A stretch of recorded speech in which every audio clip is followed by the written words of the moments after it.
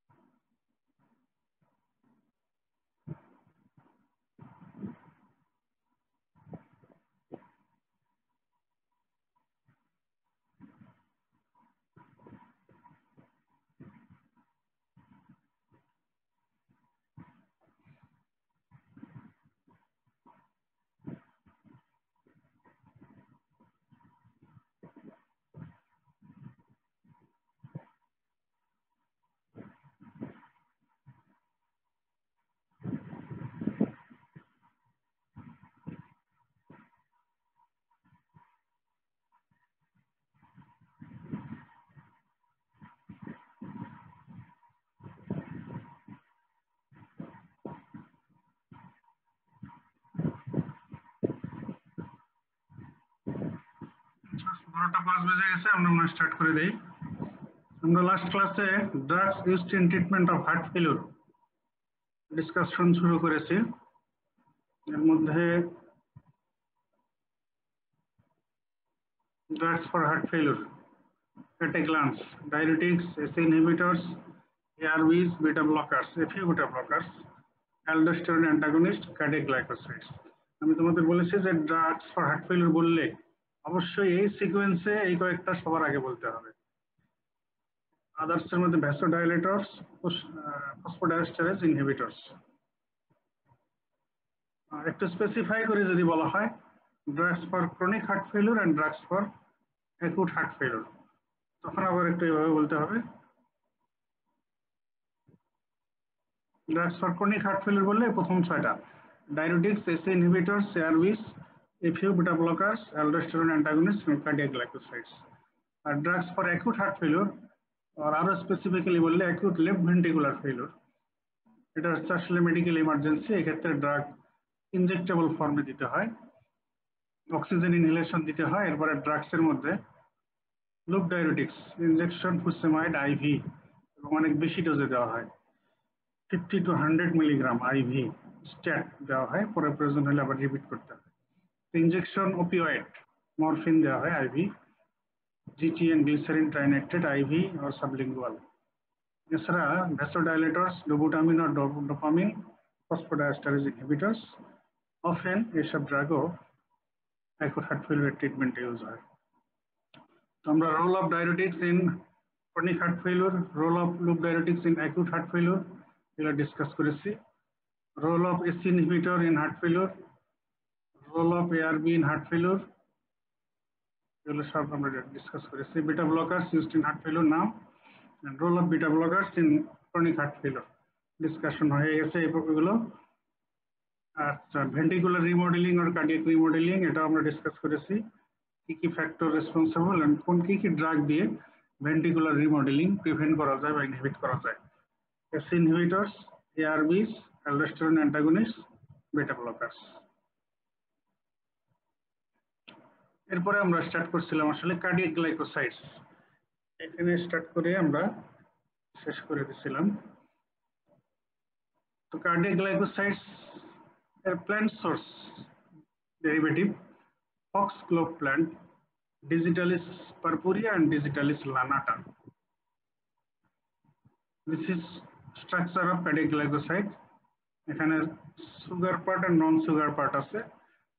নন sugar পার্টকে বলা হয় অ্যাগ্লাইকন আর জেনিন, আর সুগার পার্টকে বলা হয় গ্লাইকন।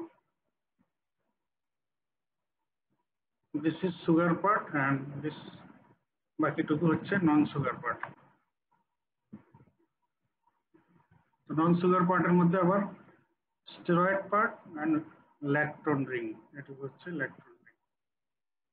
তো non sugar part is responsible for pharmacological effects and sugar part responsible for kinetic properties of the drug। তার মানে ফার্মাকোডাইনামিক্স আর ফার্মাকোলজি ইফেক্টস এর জন্য নন সুগার পার্ট, আর সুগার পার্ট হচ্ছে আর kinetic properties. Active principles digoxin and digitoxin. তার মধ্যে digitalis পারপুরিয়া থেকে ডিজিটক্সিন অ্যান্ড ডিজিটালিস লানাটা থেকে ডিজিটক্সিন অ্যান্ড ডিগক্সিন।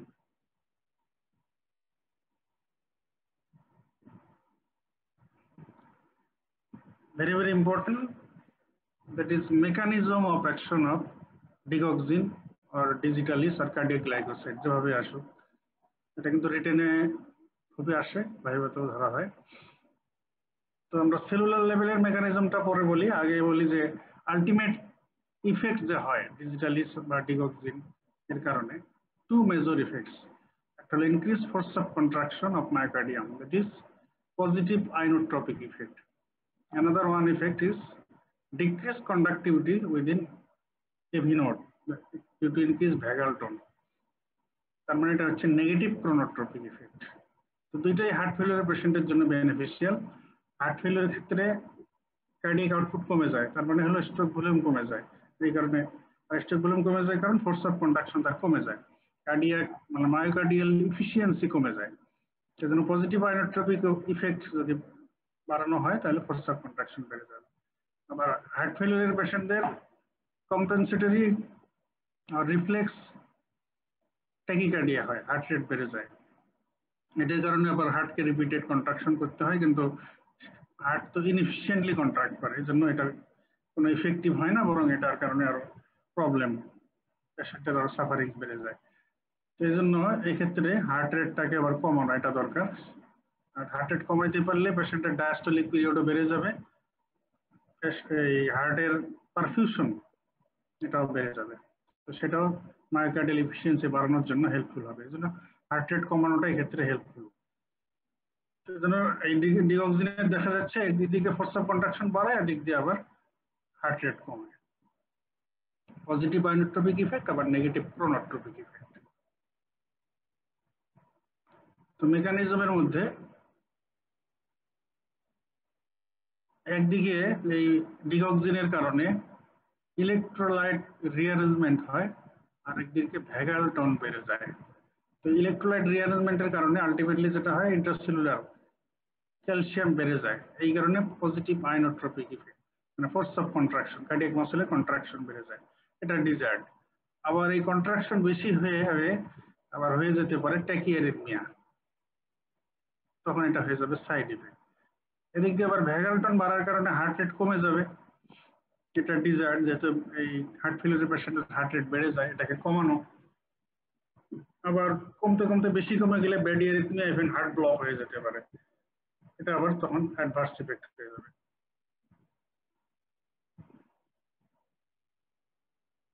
এবারে এই সেলুলার লেভেলে যে মেকানিজম, আমরা গত ক্লাসে তোমাদের জিজ্ঞেস করতেছিলাম যে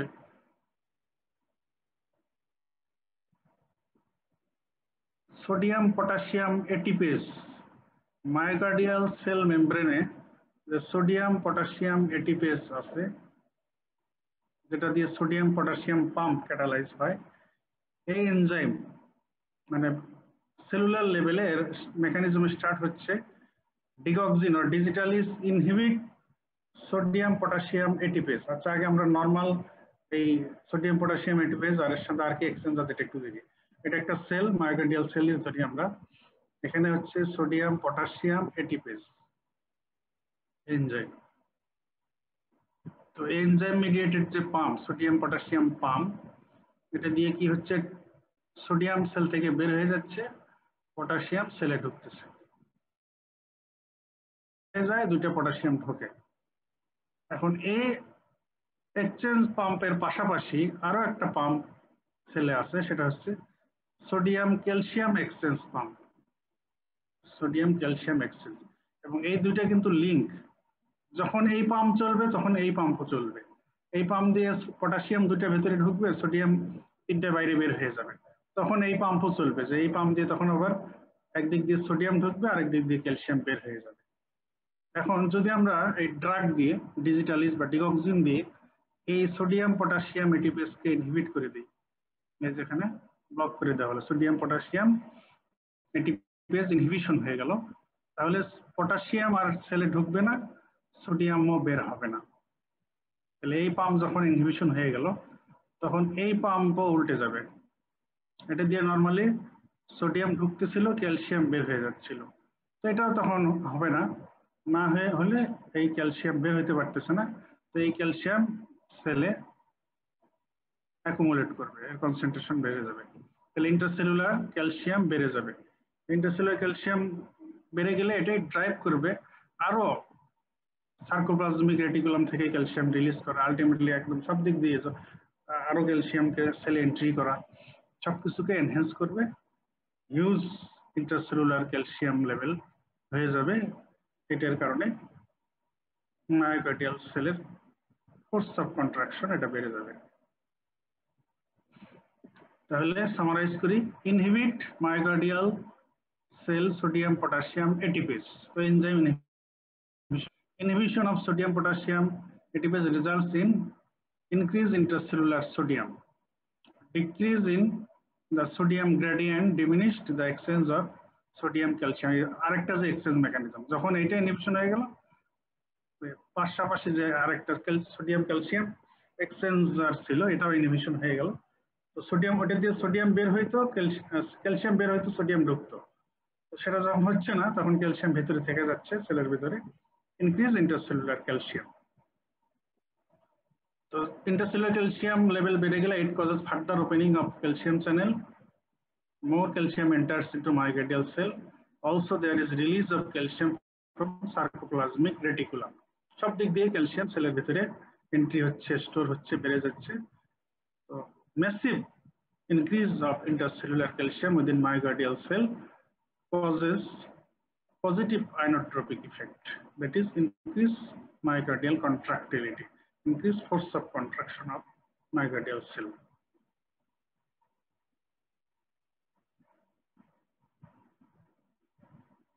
আচ্ছা, এখন হলো এই ফোর্স অফ কন্ট্রাকশন আরেকটা ইফেক্ট এখানে আমরা ছবিতে আমরা একটু আগে দেখাইলাম, সেটা হলো যে এদিক দিয়ে তো ফোর্স অফ কন্ট্রাকশন বাড়ায়, তার আরেকটা ইফেক্ট হচ্ছে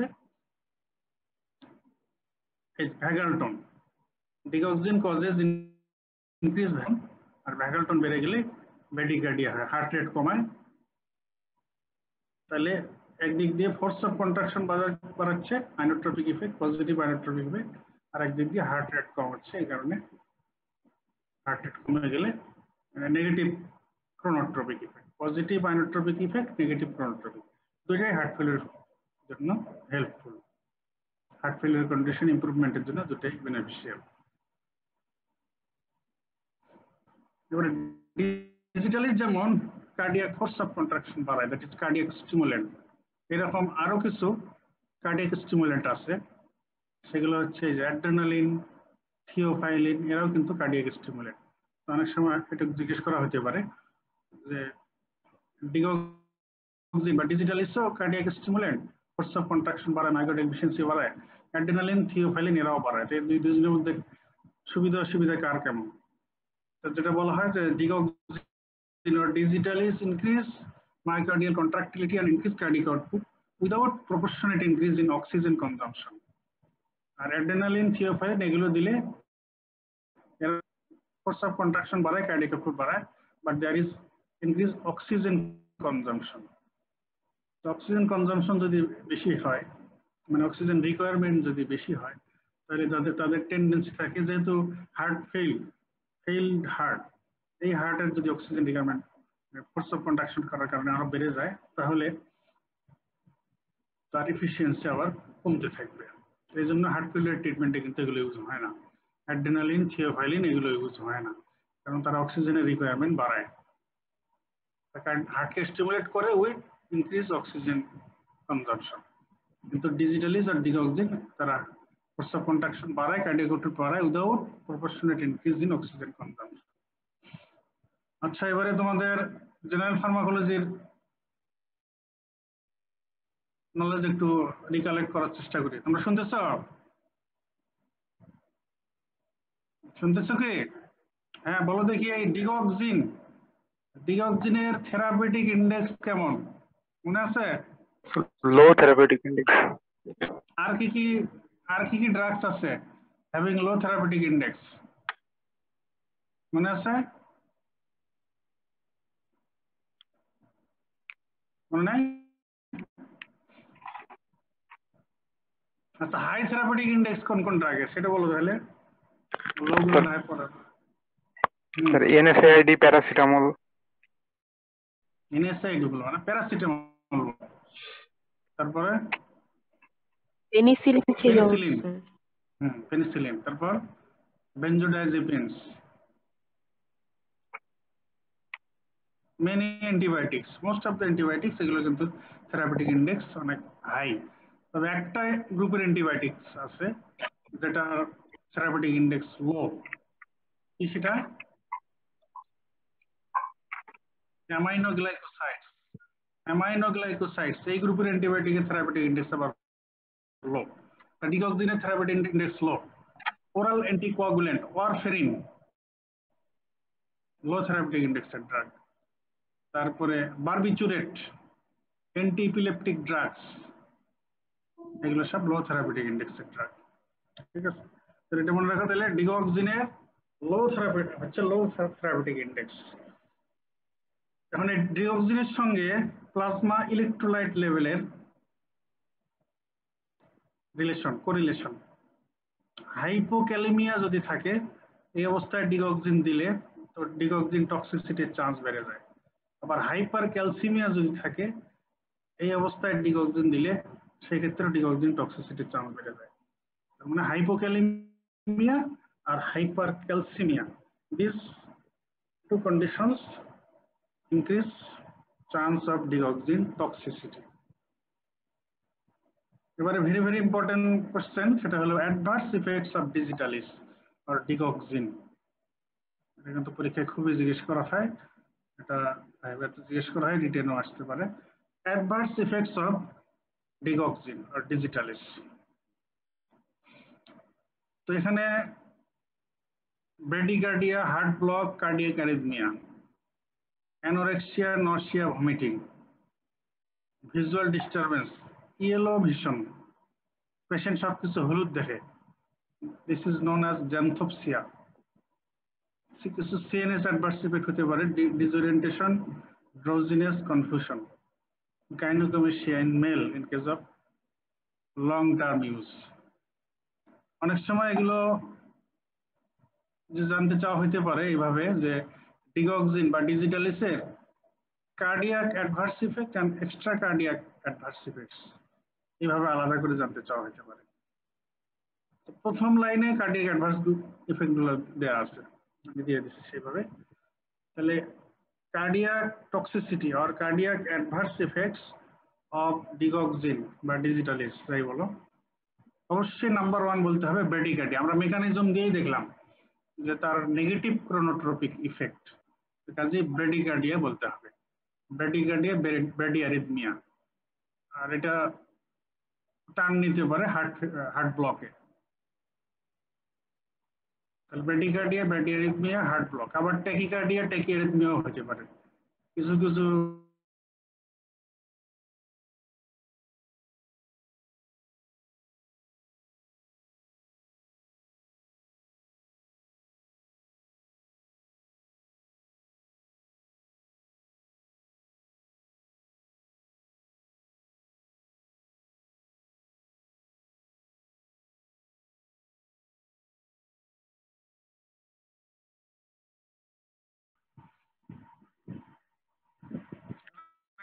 এখন ঠিক আছে?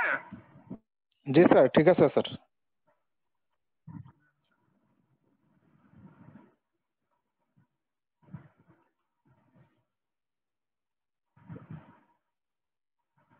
হ্যাঁ, আমরা অ্যাডভার্স ইফেক্টস অফ ডিগক্সিন বলতেছিলাম। তাহলে কার্ডিয়াক অ্যাডভার্স ইফেক্টস হচ্ছে bradycardia, heart block, different types of arrhythmia. ব্রেডিয়ারিথমিয়াও হয়, ট্যাকিয়ারিথমিয়াও হয়। যেমন multiple ventricular ectopic, alternate ventricular ectopic or ventricular bigeminy, atrial fibrillation, ventricular tachycardia, ventricular fibrillation, এরকম ডিফারেন্ট টাইপস অফ অ্যারিথমিয়া হতে পারে। তবে অবশ্যই ফার্স্ট অফ অল তোমাদেরকে ব্রেডিকার্ডিয়া বলতেই হবে। আচ্ছা, এবার এক্সট্রা কার্ডিয়াক অ্যাডভার্স ইফেক্টস এর মধ্যে যে ট্র্যাক্ট অ্যাডভার্স ইফেক্টস, এর মধ্যে অ্যানোরেক্সিয়া, নসিয়া, ভমিটিং। এই অ্যানোরেক্সিয়া খুবই কমন অ্যাডভার্স ইফেক্ট ডিগক্সিনের। আর কার্ডিয়াক অ্যাডভার্স ইফেক্টের মধ্যে ব্রেডিকার্ডিয়া খুবই কমন, এই জন্য এই দুটো দেখো বোল্ড করে দিয়েছি। আদার অ্যাডভার্স ইফেক্টসের মধ্যে visual, yellow vision, xanthopsia. CNS adverse ইফেক্টসের মধ্যে ডিসওরিয়েন্টেশন, ড্রাউজিনেস, কনফিউশন, হেডেক এগুলো হতে পারে। এন্ডোক্রাইন অ্যাডভার্স ইফেক্টস এর মধ্যে gynaecomastia in male, long term ইউজে, ইভেন ফিমেলে এনলার্জমেন্ট অফ ফিমেল ব্রেস্ট তা হতে পারে। তো অনেক সময় স্পেশালি ভাইভাতে কোনো এক্সামিনার এইভাবে জিজ্ঞেস করতে পারেন যে ডিগক্সিনের অ্যাডভার্স ইফেক্টস এর মধ্যে ফার্স্ট সিমটম কোনটা আর ফার্স্ট সাইন কোনটা। তো তখন সবাই এটা এইভাবেই শুনতে চান যে ডিগক্সিনের যেসব অ্যাডভার্স ইফেক্টস হয়, ফার্স্ট সিমটম হচ্ছে অ্যানোরেক্সিয়া আর ফার্স্ট সাইন হচ্ছে ব্র্যাডিকার্ডিয়া। এই জন্য একটা পেশেন্ট ডিগক্সিন পাচ্ছে, অনেক সেভাবে জিজ্ঞেস করা হতে পারে যে একটা পেশেন্ট হসপিটালাইজড আছে কিংবা ট্রিটমেন্টে আছে, তো যখন হসপিটালে ফলো আপ দিতে যাওয়া হয় বা রাউন্ডে যাওয়া হয়, দেখতে যাওয়া হয় পেশেন্ট, অথবা যখন পেশেন্ট ফলো আপ ভিজিটে আসে চেম্বারে, যে ডিগক্সিন পাচ্ছে তাকে কি জিজ্ঞেস করতে হবে আর কি দেখতে হবে। তো তখন আনসার হলো এই যে তাকে জিজ্ঞেস করব যে খাওয়া দাওয়া করছে কিনা, সকালে রাউন্ড হলে সকালে নাস্তা করছে কিনা। তো দেখা যাবে যে যার ক্ষেত্রে অ্যানোরেক্সিয়া এই অ্যাডভার্স ইফেক্ট খুবই ডমিনেন্ট থাকে, সে প্রায় দেখা যায় যে রিফিউজাল টু টেক মিল এরকম হয়, খাইতে চায় না, খায় না অ্যানোরেক্সিয়ার কারণে। আর দেখবো কি, সে দেখবো যে তার পালস কেমন, ব্র্যাডিকার্ডিয়া ডেভেলপ করছে কিনা।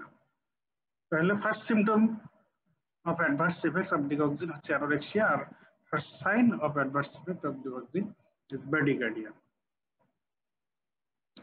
Now, indications or uses of digoxin or digitalis. আমি আগে বলেছি যে once upon a time digoxin was the first line drug of treatment of heart failure. Heart ফেলিউরের জন্য ফার্স্ট লাইন ড্রাগ ছিল এক সময় ডিগক্সিন। যখন অন্য কিছু আসেনি তখন এটাই ফার্স্ট লাইন ছিল। এখন অনেক ভালো ভালো ড্রাগ এসে গেছে যেগুলো হার্ট ফেলিউরের পেশেন্টের যে কম্পেনসেটরি ফিজিওলজিক রেসপন্স হয়, এই কারণে যে পেশেন্টের কন্ডিশন আরো ডিটোরিয়েট করতে থাকে, এগুলোকে রিভার্স করে দিতে পারে। ইনহিবিটর, এআরবি, এফইউ বেটা ব্লকার, অ্যালডোস্টেরন অ্যান্টাগনিস্ট এগুলো কিন্তু হার্ট ফেলিউরের ফিচারকে রিভার্স করে দিতে পারে without disturbing or without increasing load on হার্টের উপরে লোড না বাড়িয়েই হার্ট ফেলিউরকে ইমপ্রুভ করতে পারে এইসব ড্রাগ। কিন্তু ডিগক্সিন দিলে আমরা যদিও মেকানিজমে দেখতেছি যে পজিটিভ আইনোট্রপিক ইফেক্ট, নেগেটিভ প্রোনোটাইপ ইফেক্টের কারণে হার্ট ফেলিউর ইমপ্রুভ করে, কিন্তু এর লো থেরাপিউটিক ইন্ডেক্সের কারণে সেফটি মার্জিন খুবই কম। একটু সেফটি মার্জিন ক্রস করে গেলেই there is chance of different types of adverse effects including cardiac arrhythmia, severe arrhythmia. তো সেজন্য nowadays heart failure is the last line drug বলা চলে হার্ট ফেলিউর ট্রিটমেন্টের জন্য, ফার্স্ট লাইনে আর নাই। তো তবে কিছু কিছু কন্ডিশনে স্টিল ডিগক্সিন ইজ ইউজফুল। তো এগুলো ডিগক্সিনের ইন্ডিকেশন এগুলোই এখন প্রথমে আসবে।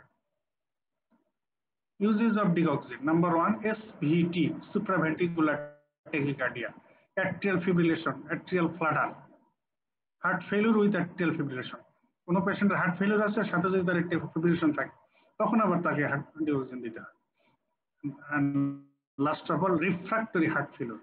আমরা ডায়াবেটিস দিলাম, এসসি ইনহিবিটর দিলাম, বিটা ব্লকার দিলাম, অ্যালডোস্টেরন অ্যান্টাগনিস্ট দিলাম, সবকিছু দেওয়ার পরও হার্ট ফেলিউর কন্ট্রোল করা যাচ্ছে না, তো তখন ওগুলোর সঙ্গে ডিগক্সিন মে বি অ্যাড করা যেতে পারে।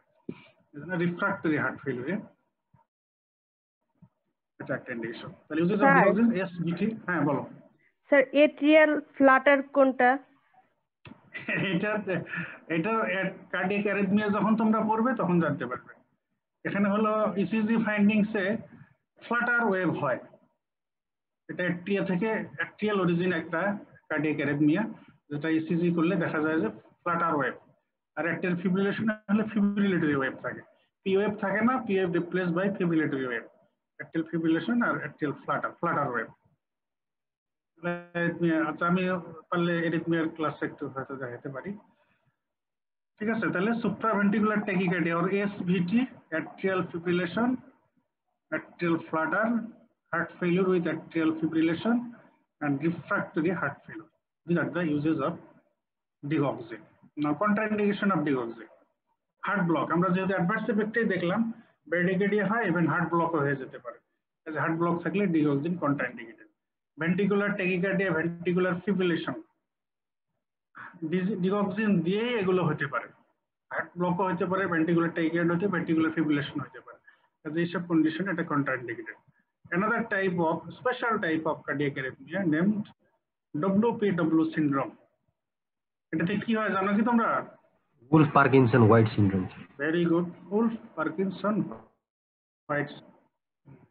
তো এটাতে এক ধরনের অ্যাবনর্মাল ব্যান্ড থাকে যেটা অ্যাট্রিয়াল টিস্যুকে ভেন্টিকুলার টিস্যুর সঙ্গে কানেক্ট করে দেয়।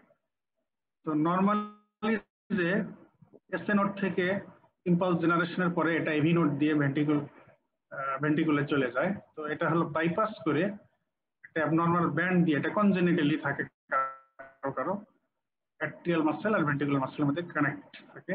তো এই পাথওয়ে দিয়ে, অ্যাবনর্মাল পাথওয়ে দিয়ে র্যাপিডলি ইম্পালস চলে যায় ভেন্টিকুলে, এই জন্য তাদের ক্ষেত্রে অ্যারিথমিয়া হয়।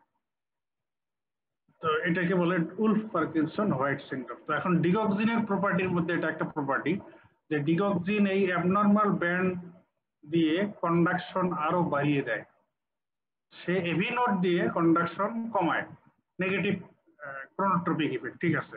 কিন্তু এই যার অ্যাবনর্মাল ব্যান্ড থাকে, এই ব্যান্ড দিয়ে আবার কন্ডাকশন সে বাড়ায়। এই কারণে WPW সিনড্রোমে আবার ডিগক্সিন কন্ট্রাইন্ডিকেটেড। তাহলে heart block, ventricular tachycardia, ventricular fibrillation, WPW syndrome, এইসব কন্ডিশনে আবার ডিগক্সিন কন্ট্রাইন্ডিকেটেড। এবারে কিছু interaction, drug interactions.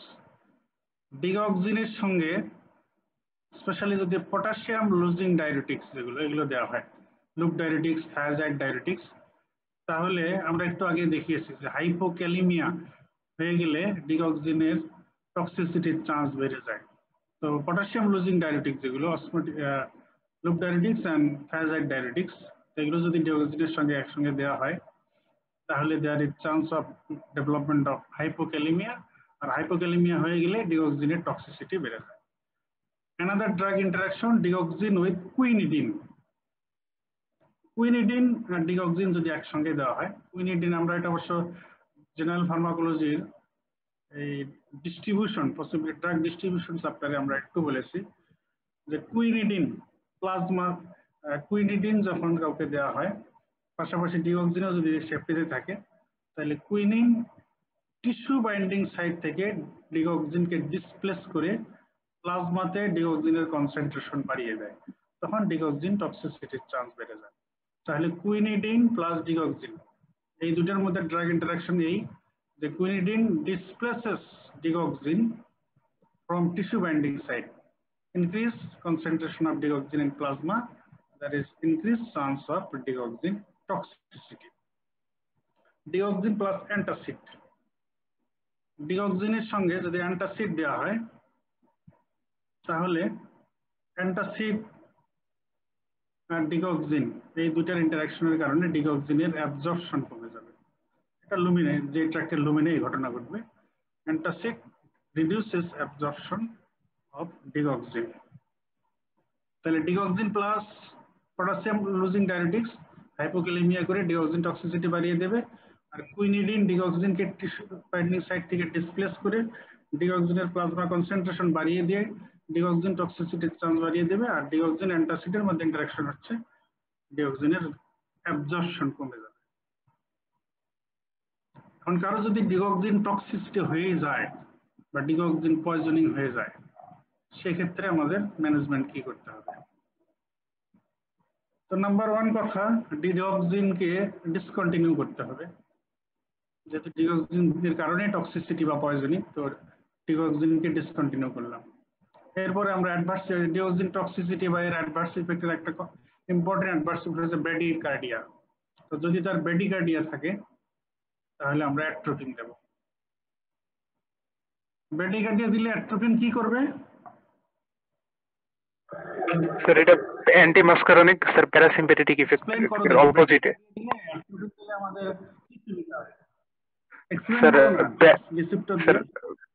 Sir atropine হচ্ছে স্যার অ্যান্টি মাসকারনিক ড্রাগ, স্যার আমাদের হার্টে যে M2 রিসেপ্টর থাকে স্যার, M2 রিসেপ্টরকে যদি ব্লক করে দেয় তাহলে স্যার প্যারাসিম্পেথেটিক অ্যাকশন কমে যাবে, আর প্যারাসিম্পেথেটিক তো ডিক্রিজ ইন আয়োনোট্রপিক মানে নেগেটিভ আয়োনোট্রপিক নেগেটিভ কোনোট্রপিক এই ইফেক্ট গুলো কমে যাবে, হার্ট রেট বেড়ে যাবে, ব্র্যাডিকার্ডিয়া রেস্টোরেশন হয়ে যাবে। হ্যাঁ, তাহলে অ্যাট্রোপিন যেহেতু অ্যান্টিমাস্কারিনিক ড্রাগ, তাহলে M2 রিসেপ্টরস প্রেজেন্ট অন হার্ট এগুলো যদি ব্লক হয়ে যায় তাহলে M2 মানে প্যারাসিম্প্যাথেটিক বা কোলিনার্জিক কোনো ইফেক্ট আর থাকবে না। না থাকলে যে এর পাশাপাশি আমাদের বডিতে অ্যাড্রেনার্জিক ইফেক্ট আছে না, অ্যাড্রেনালিন নরঅ্যাড্রেনালিন, এদের ইফেক্টে যখন ডমিনেন্ট হবে তখন হার্ট রেট বেড়ে যাবে। ঠিক আছে।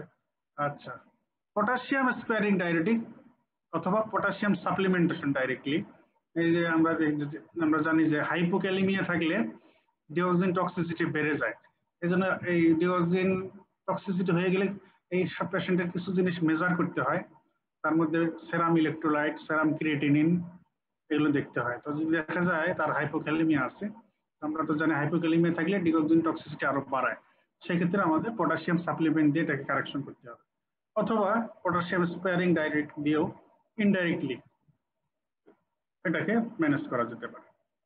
এগুলো হলো অ্যাকর্ডিং টু মানে প্রেজেন্টেশন। যদি ব্র্যাডিকার্ডিয়া থাকে তার জন্য অ্যাট্রোপিন, যদি হাইপোক্যালিমিয়া থাকে তার জন্য পটাশিয়াম সাপ্লিমেন্টেশন, কিংবা অন্য কোনো যদি অ্যারিথমিয়া থাকে তো সেই অ্যারিথমিয়ার যা ম্যানেজমেন্ট সেটা দিতে হবে।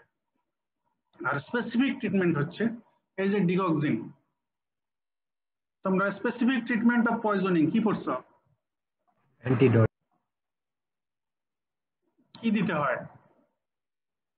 Specific treatment of any poisoning কি দিতে হয়? Antidote sir. অ্যান্টিডট, তাই না? যে কোনো পয়জনিং এর স্পেসিফিক ট্রিটমেন্ট হচ্ছে তার অ্যান্টিডট ইউজ করা। যেমন আমরা এই অটোনমিকের রিলেশনে অর্গানোফসফরাস কম্পাউন্ড পয়জনিং করে আসলাম, সেখানে আমরা স্পেসিফিক অ্যান্টিডট কি কি বলেছি? একটা হচ্ছে অ্যাট্রোপিন আর এনজাইম অ্যাক্টিভেটর, এনজাইম রিজেনারেটর, মনে আছে? ভুলে গেছ? অক্সিম, ট্রেলিডক্সিম। তাহলে এগুলো ছিল ওপিসি পয়জনিং এর ক্ষেত্রে অ্যান্টিডট। এখন হলো ডিগক্সিন পয়জনিং বা ডিগক্সিন টক্সিসিটি যদি হয়, এক্ষেত্রে যদি আমাদের হাতে এরকম স্পেসিফিক কিছু থাকে তাহলে সেটা আমরা ইউজ করতে পারি। তো এই ক্ষেত্রে স্পেসিফিক অ্যান্টিডট যেটা সেটা হলো antibody fragment, digoxin specific binding fragment, মানে ডিগক্সিনের এগেইনস্টে অ্যান্টিবডি প্রোডাকশন করে এর এফএবি পোর্শনটা এটাকে ইউজ করা হয়, এফএবি। তো যদি এই FAB portion of anti digoxin antibody, এটাকে বলা হচ্ছে ডিগক্সিন স্পেসিফিক বাইন্ডিং ফ্র্যাগমেন্ট, শুধু এফএবি পোর্শন, এটা দিলে প্লাজমাতে যে ডিগক্সিন গুলো আছে এগুলো নিউট্রালাইজ হয়ে যাবে। ঠিক আছে। তো এটাকে এফসি ফ্র্যাগমেন্ট থেকে ফ্রি করা হয়েছে, এফসি ফ্র্যাগমেন্টটাকে এটাকে রিমুভ করে দেওয়া হয়েছে to make it non immunogenic. তাহলে যদি জিজ্ঞেস করা হয় ডিগক্সিন এর অ্যান্টিডট কি, তখন আনসার হবে এটা, digoxin specific binding fragment, that is FAB fragment of antibody to digoxin.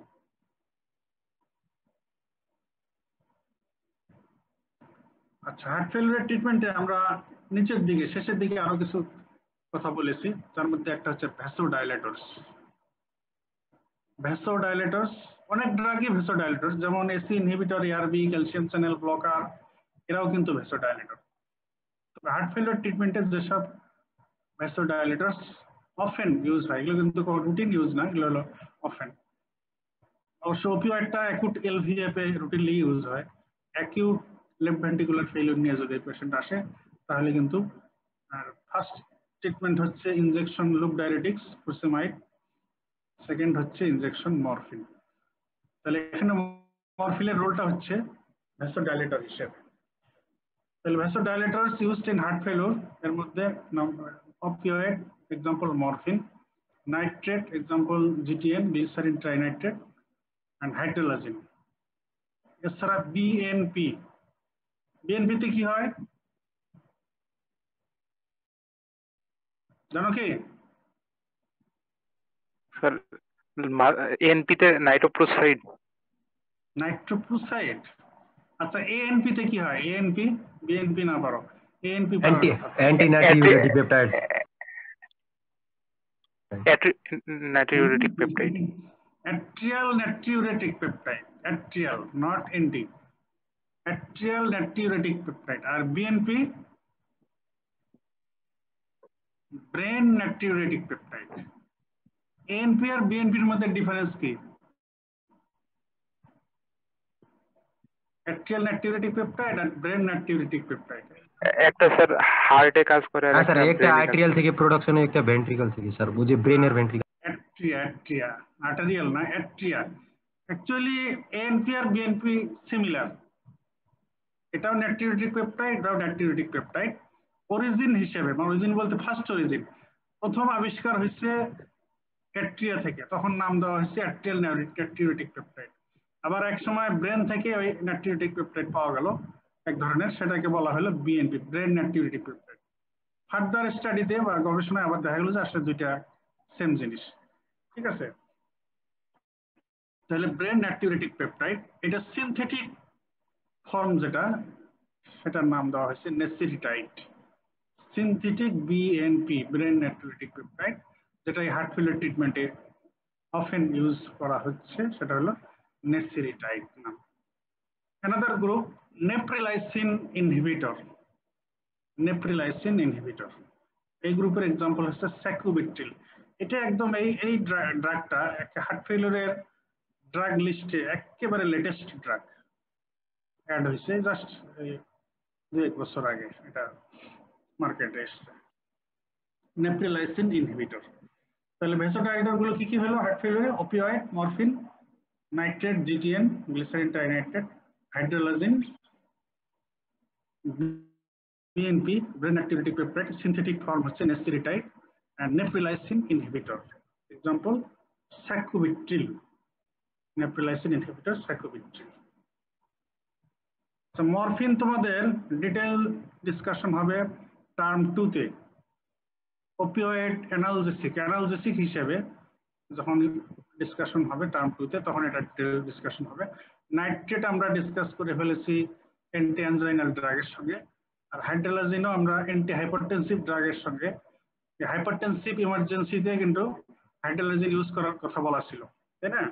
তো হার্ট ফেলিয়ারের ক্ষেত্রে অনেক সময় ইমার্জেন্সি হলে হাইড্রোলাজিন ইউজ করা হয়। আর বিএনপি, নেপ্রিলাইসিন ইনহিবিটর, এগুলো নতুন শুনলে। তো আমরা এই নেসিরিটাইড আর নেপ্রিলাইসিন ইনহিবিটর নিয়ে একটু কথা বলি। নেসিরিটাইড আমি বলেই ফেললাম যেটা হচ্ছে synthetic recombinant brain natriuretic peptide। Synthetic recombinant brain natriuretic peptide এর এক্সাম্পল হচ্ছে নেসিরিটাইড। আর স্যাকুবিট্রিল বললাম নেপ্রিলাইসিন ইনহিবিটরের এক্সাম্পল। এখন নেপ্রিলাইসিন জিনিসটা কি, এটা না বুঝলে তো এটা বোঝা যাবে না কিছু। নেপ্রিলাইসিন হচ্ছে আমাদের বডিতে থাকে, এই নেপ্রিলাইসিন এনজাইমের ফাংশন হচ্ছে বিএনপি, ব্রেন natriuretic peptide কে ব্রেকডাউন করা। নরমালি এটা হলো এই function. Neprilysin causes breakdown of endogenous BNP. এখন সেই নেপ্রিলাইসিন ইনহিবিটর যদি ইউজ করা হয়, ড্রাগ নেপ্রিলাইসিন আমাদের বডিতে থাকে, ফিজিওলজিক্যালি সে এন্ডোজেনাস বিএনপি কে ব্রেকডাউন করে। এখন হার্ট ফেলিয়ার ট্রিটমেন্টে ইউজ হয় হচ্ছে এই নেপ্রিলাইসিনের ইনহিবিটর। তো নেপ্রিলাইসিন ইনহিবিটর যদি ইউজ করা হয় স্যাকুবিট্রিল, তাহলে সে ইনহিবিট করবে নেপ্রিলাইসিনকে। তো নেপ্রিলাইসিন যখন ইনহিবিশন হয়ে যাবে, তখন বিএনপি কে আর ব্রেকডাউন করতে পারবে না, তাহলে এন্ডোজেনাস বিএনপির এটার কনসেন্ট্রেশন বেড়ে যাবে। তাহলে একটা হলো ডাইরেক্টলি বিএনপি দেওয়া হচ্ছে brain natriuretic peptide nesiritide heart failure ট্রিটমেন্টে, আর একটা হচ্ছে ইনডাইরেক্টলি বিএনপির কনসেন্ট্রেশনকে বাড়ানো হচ্ছে বাই ইউজিং নেপ্রিলাইসিন ইনহিবিটর। যেহেতু নেপ্রিলাইসিন এন্ডোজেনাস বিএনপি কে ব্রেকডাউন করে, যখন নেপ্রিলাইসিন ইনহিবিটর স্যাকুবিট্রিল ইউজ করা হবে, it will inhibit breakdown of endogenous BNP, thus increase concentration of BNP. এখন এর ফাংশনটা কি? বিএনপি আমরা ডাইরেক্ট ইউজ করি, আর নেপ্রিলাইসিন ইনহিবিটর স্যাকুবিট্রিল ইউজ করে আমরা বিএনপির কনসেন্ট্রেশন বাড়াই। আলটিমেটলি তাহলে বিএনপির ফাংশনটা আমরা হার্ট ফেলিয়ারের ফেভারে নিচ্ছি ইমপ্রুভমেন্টের জন্য। তাহলে যখন বিএনপির কনসেন্ট্রেশন বেড়ে যায়, এই বিএনপির নামই হচ্ছে natriuretic peptide। নাট্রিউরেসিস মানে কি? সোডিয়াম বের করে দেয়া স্যার, তার মানে urinary excretion of sodium. agents that causes increased sodium, renal sodium excretion. তো রেনাল সোডিয়াম এক্সক্রিশন যদি হয় এটাকে বলা হয় নাট্রিউরেসিস। তো নাট্রিউরেসিস হয়ে গেলে সোডিয়াম যখন যাবে, সোডিয়ামের সঙ্গে ক্লোরাইড যাবে, সোডিয়াম ক্লোরাইড যখন যাবে তার সাথে ওয়াটারও যাবে, তার মানে ডাইউরেসিস হবে।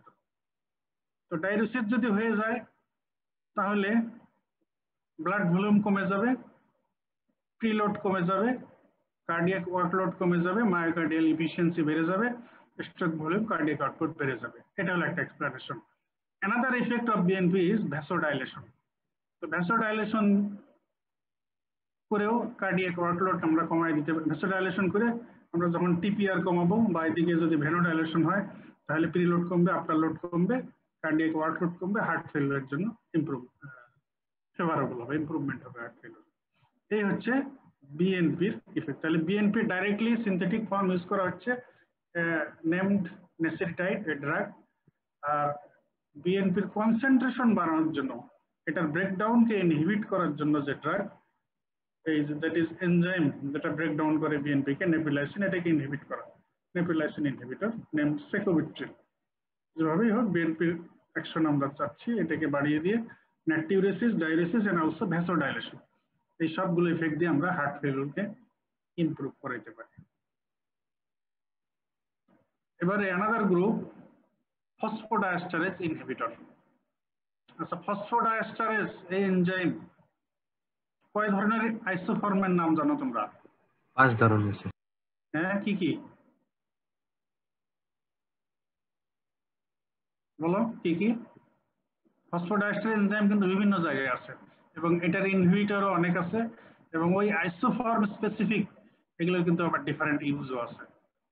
ঠিক আছে, ফসফোডাইএস্টারেজ 1, 2, 3, 4, 5, 6 এরকম কিন্তু অনেক ফসফোডাইএস্টারেজ আছে। তো এই যে হার্ট ফেলিওর ট্রিটমেন্টে এখন যেটার কথা বলা হচ্ছে ফসফোডাইএস্টারেজ ইনহিবিটরস, এরা হচ্ছে ফসফোডাইএস্টারেজ 2 ইনহিবিটরস। ফসফোডাইএস্টারেজ 2 এর এক্সাম্পল হচ্ছে ইনোক্সিমন, মিলরিনন, ইনামরিনন। ইনোক্সিমন, মিলরিনন, ইনামরিনন। 2 না, এটা পসিবলি 3, ফসফোডাইএস্টারেজ 3 ইনহিবিটর। ঠিক আছে, phosphodiesterase 3 inhibitors named enoximone, inamrinone, milrinone. এগুলো যদি ইউজ করা হয় তারা selectively phosphodiesterase 3 enzyme present on myocardium, মায়োকার্ডিয়ামে থাকে হলো ফসফোডাইএস্টারেজ 3, এটাকে ইনহিবিট করে। আর এটা ইনহিবিট হয়ে গেলে ফসফোডাইএস্টারেজ যদি ইনহিবিট হয়ে যায় তাহলে সাইক্লিক এএমপি আর ব্রেকডাউন হতে পারে না। ফসফোডাইএস্টারেজ এনজাইমের ফাংশন হচ্ছে সাইক্লিক এএমপি কে ব্রেকডাউন করা। যদি সাইক্লিক ব্রেকডাউন না হয় এটা কনসেন্ট্রেশন বেড়ে যায়, increase concentration of cyclic AMP. আর সাইক্লিক এএমপি এর মায়োকার্ডিয়াল সেলের উপরে ইফেক্ট হচ্ছে পজিটিভ আইনোট্রপিক ইফেক্ট। তাহলে পজিটিভ আইনোট্রপিক হবে, ফোর্স অফ কন্ট্রাকশন বাড়িয়ে দেবে, কার্ডিয়াক আউটপুট বাড়িয়ে দেবে। আবার এটা অ্যানাদার ইফেক্ট হচ্ছে অলসো ভ্যাসোডাইলেশন। এটা ভ্যাসোডাইলেশন করে, ভ্যাসোডাইলেশন করলে কার্ডিয়াক ওয়ার্কলোড কমবে, মায়োকার্ডিয়াল এফিসিয়েন্সি বেড়ে যাবে। তাহলে সিলেক্টিভ ফসফোডাইএস্টারেজ 3 ইনহিবিটরস হচ্ছে এরা। তাহলে মায়োকার্ডিয়াল ফসফোডাইএস্টারেজ 3 কে ইনহিবিট করে দেবে, সাইক্লিক এএমপি এর ব্রেকডাউন কমিয়ে দিবে, সাইক্লিক কনসেন্ট্রেশন বাড়িয়ে দিবে, সাইক্লিক এএমপি এর অ্যাকশন বাড়িয়ে দিবে। তো হার্টের উপরে সাইক্লিক এএমপি এর অ্যাকশন হচ্ছে পজিটিভ আইনোট্রপিক ইফেক্ট, এজন্য force of contraction, stroke volume, cardiac output বেড়ে যাবে, হার্ট ফেলিওর ইমপ্রুভ করবে। এটা অলসো কজেস ভ্যাসোডাইলেশন। ভ্যাসোডাইলেশন করলেও কার্ডিয়াক আউটপুট, কার্ডিয়াক ওয়ার্কলোড কমবে, মায়োকার্ডিয়াল এফিসিয়েন্সি বেড়ে যাবে, হার্ট ফেলিওর ইমপ্রুভ করবে।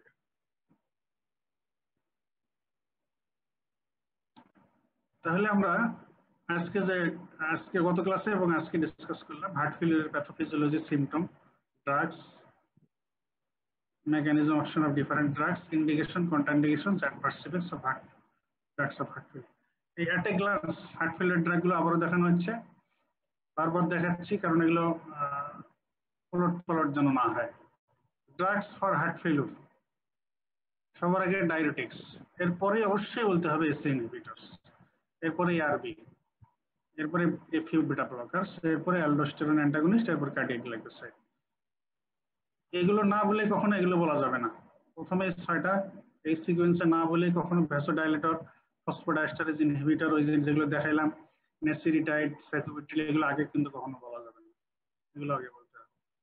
আবার যদি স্পেসিফাই করে বলা হয় drugs used in chronic heart failure, drug used in acute left ventricular failure, তখন সেগুলো সেভাবে বলতে হবে।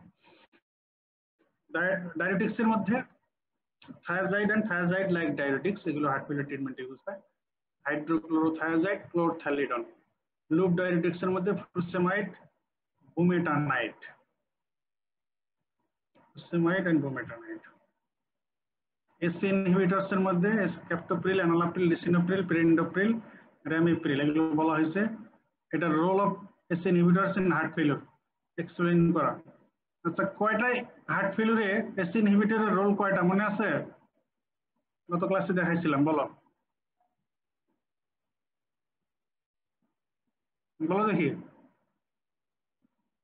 SC inhibitor, role of ACE inhibitors in heart failure 6টা স্যার। 6টা। হাইপারটেনশনের ক্ষেত্রে রোল কয়টা বলতে হয়? 5টা sir. Anti hypertensive function, anti hypertensive effect explain করার জন্য 5টা। তো হার্ট ফেলিউরের ক্ষেত্রে এক্সট্রা কোন ইফেক্টটা বলা হয়েছে? স্যার ওই যে কার্ডিয়াক রিমডেলিং, ওইটা। Very good, very good. তাহলে এসসি ইনহিবিটরের এই কারণেই কিন্তু হার্ট ফেলিউরের ট্রিটমেন্টে এখন এই সবার আগে এসসি ইনহিবিটর এসে গেছে। ডায়োটিক্স যদিও 1 নম্বরে আমরা বলতেছি, কিন্তু ডায়োটিক্স কিন্তু মূলত সিমটম রিলিভের জন্য। পালমোনারি ইডিমা হয়, পালমোনারি কনজেশন হয়, পেরিফেরাল ইডিমা হয়, তো ডায়ালিসিস করে এই ফ্লুইড গুলো বের করে দিলে পেশেন্টের সিমটোমেটিক ইমপ্রুভমেন্ট খুব র্যাপিডলি হয় ডায়োটিক্স দিয়ে। কিন্তু হার্ট ফেলিউরকে ক্রনিক্যালি কন্ট্রোল রাখার জন্য, হার্ট ফেলিউরের কন্ডিশন ইমপ্রুভ করার জন্য কিন্তু ডায়োটিক্স এর লং টার্ম কোনো বেনিফিট নাই, ওটা শুধু সিমটোমেটিক রিলিভের জন্য ওটা রোল। যেহেতু পেশেন্ট যখন হার্ট ফেলিউর নিয়ে আসে তখন তার ইনিশিয়ালি তার সিমটম রিলিভ করাটাই ভাইটাল, সেজন্য ডায়োটিক্স নাম্বার 1-এ রাখা হয়েছে। But chronic and long term control of heart failure এর জন্য যে ড্রাগ মোস্ট ইফেক্টিভ সেটা হচ্ছে এসসি ইনহিবিটর। এরপরে এআরবি, কিংবা কেউ যদি এসসি ইনহিবিটর ইনটলারেন্ট লেভেল হয়, আমরা যেটা আগে বলেছি, এটা যে adverse effect, dry cough tolerate করতে পারতেছে না, তখন অল্টারনেট হিসেবে এআরবি। তাহলে ডায়োটিক্স, এসসি ইনহিবিটর, এআরবি, এফিউ, বিটা ব্লকার, অ্যালডোস্টেরন অ্যান্টাগনিস্ট, এগুলো বলতে হবে। ঠিক আছে? তাহলে এখানে মনে রাখতে হবে, এটার জন্য মিস না হয় যে role of ACE inhibitor in heart failure বললে এই রেনিন, অ্যানজিওটেনসিন, অ্যালডোস্টেরন মেকানিজম দিয়ে 3টে ইফেক্ট, তারপরে এদিকে ব্র্যাডিকাইনিন দিয়ে 2টা ইফেক্ট, এই 5টা তো বলা হবেই কমন। এক্সট্রা এটা হার্ট ফেলিউরের জন্য অ্যাড হবে, সেটা হলো SC inhibitors inhibit or prevent ventricular remodeling or cardiac remodeling and thus reduce further chance of heart failure or aggravation of heart failure. তো এআরবির ক্ষেত্রেও মেকানিজম শুধু এদিকে এই পোরশনটা বাদ যাবে, ব্র্যাডিকাইনিনের সঙ্গে এটা কোনো লিঙ্ক নাই, ওই 3টা থাকবে, আর সাথে it also inhibits ventricular remodeling, এটার ক্ষেত্রে প্রযোজ্য। আচ্ছা, বিটা ব্লকারের রোল কি এটা বলেছি। অ্যালডোস্টেরন অ্যান্টাগনিস্টের রোল কি হার্ট ফেলিউরে?